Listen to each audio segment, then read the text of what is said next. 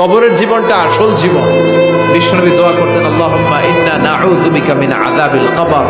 আল্লাহ, আমি আপনার কাছে কবরের আযাব থেকে পানাহ চাই, কবরের আযাব থেকে বাঁচতে চাই।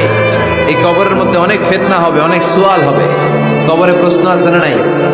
কথা বলেন। প্রথম প্রশ্ন জিজ্ঞেস করা হবে, মার রব্বুক, তোমার রব কে? বলেন, আমাদের রব কে? ওয়া মা দীনুক, তোমার ধর্ম কি?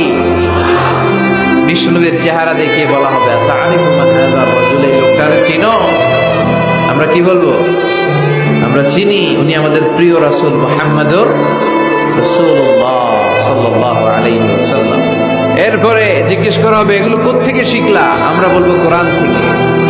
ফায়ুফসাহু লাহু কবরুহু ৭০ যিরাআন, সুন্দর সুন্দর উত্তর করতে পারলে আপনার কবরটারে ৭০ হাত লম্বা করে দেয়া হবে। ইফতাহু লাহু বাবুন ইলাল জান্নাহ, জান্নাতের দিকে একটা দরজা লাগিয়ে